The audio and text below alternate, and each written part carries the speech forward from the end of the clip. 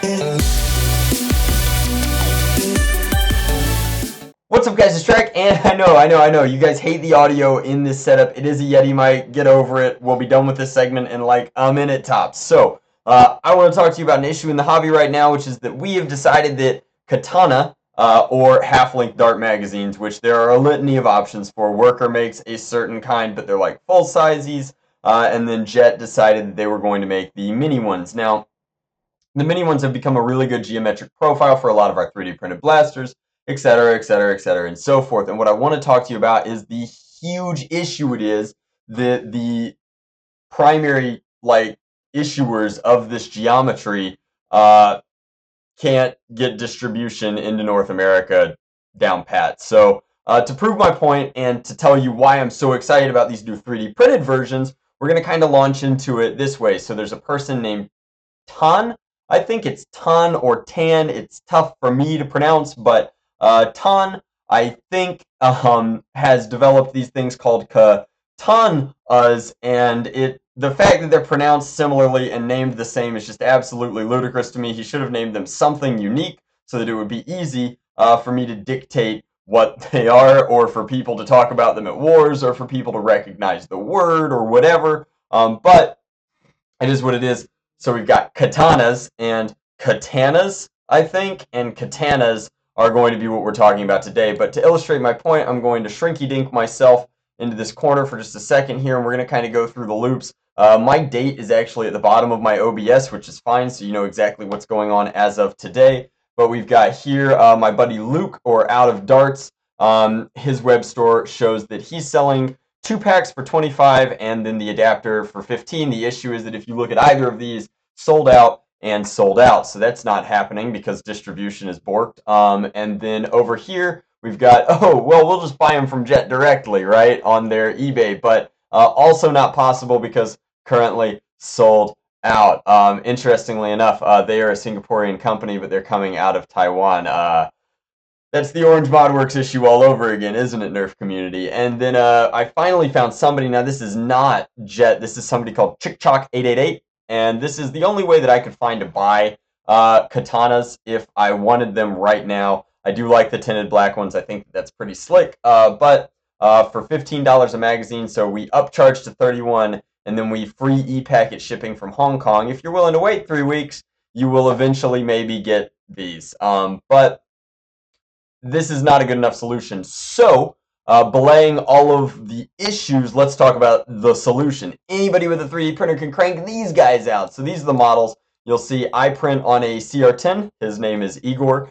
And if you've ever been in a live stream, Igor makes frequent appearances because he's all octoprinted up. But this is the 16 dart body version. These are free files available on Thingiverse right now. My orientation is off just a little bit. This one should be printed this way, and then its individual model does need some support. And I mean, obviously, like any 3D printed file, you're gonna have to play with it, you're gonna have to figure it out a little bit, but it's only a 6.5 hour print for these guys using optimal settings, and they print really, really clean and easy. I'll talk more about that when I'm sitting in front of printed models in a second, but I just wanted to show you guys like this render of the Kathanhas and kind of give you a feel for just how simple it is. It's just 4 pieces. They all fit on the same bed. If you really want to, you can get super cute with it, and you can duplicate this, and you can print 2 at once if you want to like do it while you're asleep or whatever. But not only will they fit on this, they will fit diagonally on, if we go ahead and switch them to Renfield here, we have to move some of these. Let's just move these off for right now. So it's not quite as CR10 easy, but the standard for 3D printing right now seems to be the Prusas, and I'm pretty sure if you angle them, maybe you can fit them all at once, properly angled, but it's actually just a fun thought experiment. Let's see if this is up here and this is down here. Bingo, boingo, boom. A little bit of orientation, and you can still fit the 16 dart capacities onto a print bed for the Prusa. Interestingly enough, 16 is just the default. You can stretch these out as far as you'd like them to go. The drum springs accommodate a good length of them. There are connectors if you want to do it El Cheapo, or you could extend the models yourself. I've seen 40-round ones of these, and they feed just fine. They look hilarious in desert pigeons, but printable on pretty much anything. Very, very clean, very easy, and no like mechanical fastening or hardware other than that drum spring required. Let's show you what they look like when they're printed, and we'll keep going with the spiel. Boom! Okay guys, so this is about a collective 3 days worth of printing, and we're just going to go through some of the knowledge and mistakes that I've made, and luckily, we have a guest. Hello. It's Eddie from Foam Blast. So, that is going to become relevant in just a moment. Eddie has made plenty of these in the past, for one thing, and Foam Blast Shop is the premier provider of these. And these are super duper important because they are what powers your printed magazine here. So they sneak in here, and then they are a drum spring torsion style extension spring, and they allow this to move up and down the follower. Now they attach by going ahead and fitting in here like so, and then that slides in, and then this piece fits in. But I want to talk about some of the mistakes that I made first, and then Addie has some really cool like tips and tricks as well. So the first mistake that I made is I was thinking in printing these that they would need support. So I wanted to make sure that this angle, this bevel, which is so important to the profile for things like mag wells and magazine holders, and I wanted that to be so clean, so I printed it with support. I printed it with light support actually, and you guys can hopefully see here that the support being so close to the part, and this being such an important flush piece here, being strong in the follower area but still completely uniform. I wanted it to be solid, and it just doesn't work. Maybe there's a way that print settings could be done. Maybe you could use dissolvable filament. I know that I've heard about that. Then I tried sanding it. I took it into the shower and really worked over it a little bit, but it just, wet sanding, dry sanding does not seem to matter. If you print with supports, you're going to wind up with something that's very blocky and solid. This is after like an hour of sanding up top and down bottom, and then this is what it looked like when I started, and this obviously is not compatible with the base plates, you see, and it is not compatible with a holder because this trapezoid up top is really important. So that was out, and I was like, all right, well, if I can't do that, I will print a raft. And that raft will let me attach the supports to the raft, and maybe they'll love the raft more, and so when I peel it apart, it'll give me that trapezoid. Well, no, it was just a tremendous waste of filament. You can see I almost cut myself trying to break this off. We've got like a lot of nonsense going on, and once you've trimmed that raft off, you wind up with, does that look familiar? Because it's basically the same issue in there. So since this is so flat, again, it winds up fusing to the Kathanha magazine, and you get a bunch of sharp bits. And honestly, even if this was viable, and I'm gonna be real with you, like, it's so tightly fused here that it's just not viable. I almost broke the lips off the top here. But even if it was viable, it becomes non-viable just because of how much plastic, how much PLA is wasted here trying to make this happen this way. So this is roughly the equivalent of an entire half of a body in raft material, and that stinks. So let my waste be your knowledge. They are designed to be printed without supports, and you just kind of have to tune your printer to that. So without supports, you wind up with something that's relatively smooth like this. Now occasionally, and if I pick up the Vertigo Starlight here, one of these, you can see here there's like a light bit of overhang, and then it corrected itself. They do a good job of fixing themselves. If it's in the middle, you don't even have to worry about it. All that's important is whether or not your magazines mate to one another, and they are symmetrical, so that's easy. And you need to make sure that the bottoms fit into the caps, or not. The caps are not entirely necessary. And so this fits into the caps, and then you have to make sure that the top is going to fit into a mag well. But our current struggle right now, and super glue makes these a whole lot smoother and what have you, but our current struggle is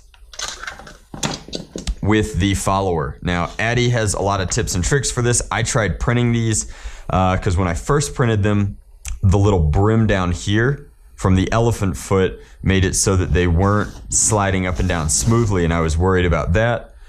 And so I printed them at 98 to make them fit better, and when they're printed at 98, you can see that the springs don't fit super duper well. So that's a lot of technical knowledge all at once, but Eddie has 2 tricks that make this whole process easier. So what are they? Trick 1 for sanding all of this stuff, if you need to. You can use the follower as a sanding block, and you want to cut it to be the same width, obviously, but then you can just use itself to sand it.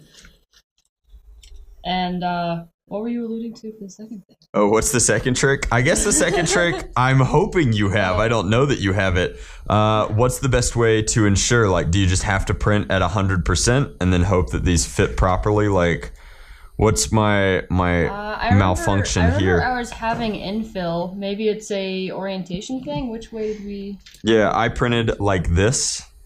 Which way did we print that? This way. Oh, so you guys print upsy downsies instead of leftsy rightsies. So give that a go, see if it fits better. All right, so what we're going to do now, team, is Addie is going to take advantage of her super cool sanding block technique, and we should all have the advantage of friends who have done things before when making things, but we're going to come into the print room. We're going to come over here. We're going to go to our wonderful filamentum shelf. Makes a huge difference being able to print with the best filaments possible. The blue that I was using actually for some of these test prints is not filamentum, and while 3 of them came out fine, 1 of them did this number, and just goes to show you, like, printing with the best filament around is not going to necessarily save you from yourself, but ooh, it's not liking my tube either here. It will definitely save you more often than not. There are issues that you will just never encounter using high quality filament, and that is why I use filamentum for pretty much everything. Alright guys, so obviously one of the tremendous advantages is the ability to just print in any color. The filamentum colors look great. I went for Vertigo Gray because everything's better in Vertigo Gray, and Vertigo Starlight because it's new and exciting.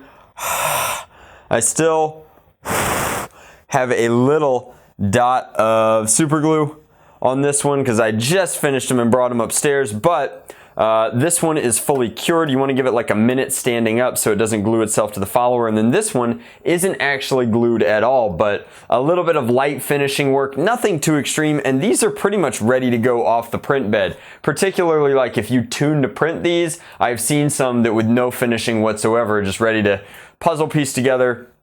4 pieces, 1 drum spring, done, and that is crazy cool. So none of that matters if they don't feed properly and work right, but they are very durable, which is super cool due to the nature of their printing, and they should work just fine. So we'll go ahead and prime our Chimera. By the way, I had to eventually just give up the Ghost and add a VFG to the Chimera. The 30 kilogram spring in the back end of mine is super duper heavy, and I was so afraid the way that this is designed, and I know that right now he's on Railgasm kits or what have you, but the way this is designed, originally I wanted to put my thumb here, and it meant that I was always running the risk of just hurting myself pretty badly. So let's see how well this slides in, and that slotted in really easy. Ooh, and it dropped nicely as well. So slot it back into place nice and clean. Let's go ahead and fire into something where these aren't going to bounce everywhere because it is a ton of power.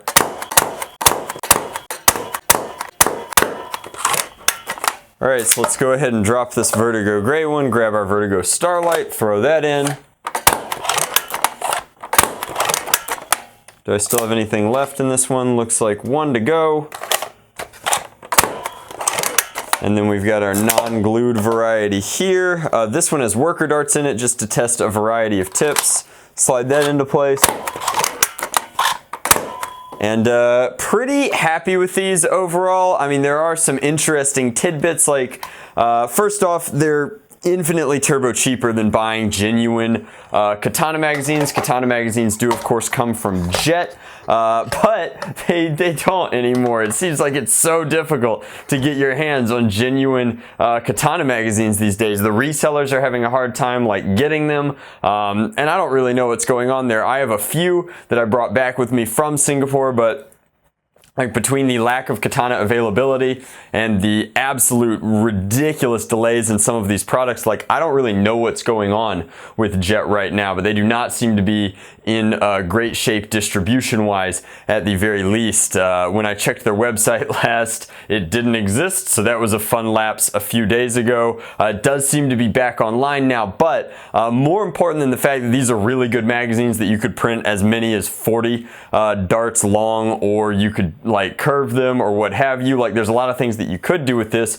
They remove the reliability from a very unreliable company in terms of how to get your hands on these. So I mean, I'm still hoping that Jet kind of gets their distribution together and figures out how to meet their own deadlines, but in the meantime, you no longer need to rely on this company to use this profile of half-dart magazines, and these are super spicy. Like, they are very, very cool. They are very versatile. Most importantly, they are free. I will link in the Thingiverse down below, and I mean, depending upon your filament costs, it's a $1 part from a very reliable aftermarket Nerf company, and then 50 cents in filament printing one of these things out. So a really, really cheap and easy alternative. There are other 3D printed magazines, but those take forever in finishing, and you have to add a lot of material and adhesives to get them functioning any semblance of the same level as an injection molded part like the ones from Singapore. These, on the other hand, are by far the most reliable that I've tried. I used a few of them at Ragnarok. I was super duper thrilled with them there. I can't wait to make a shorter one for my Desert Pigeon, which also coincidentally needs some repairs right now, but these are ultra slick. Very happy with how they turned out. I think high quality filament makes a world of difference in how cool they look, but if you just want functional ones, they can be crazy, crazy cheap. Overall, very happy with them. Thank you guys very much for watching. Let me know, like, why would you ever pay $15 for a magazine when you could get your buddy with a 3D printer to make you one for $1.50? Weigh in, comment section below. Description box will have all of the linkage, both to where I get my drum springs and to where you can find the file sets for these. Huge thank you to Tan for making this a super duper open source, very easily to access thing. It would be very easy for you to have closed the door and gated this off. I believe there is a friend of Tan's called Squiggles, and Squiggles is actually selling these already made if you want, and the crazy thing about that is, like, why would you buy something open source when you could just buy the genuine thing? Well, that would be the case if you could buy genuine katanas anywhere, especially in North America. So big fan of that as well. Have not personally tested a Squiggles magazine, but I'm sure that they are slick. So thank you guys very much for watching. Hopefully you enjoyed. Much love. Nerf on. Drac out.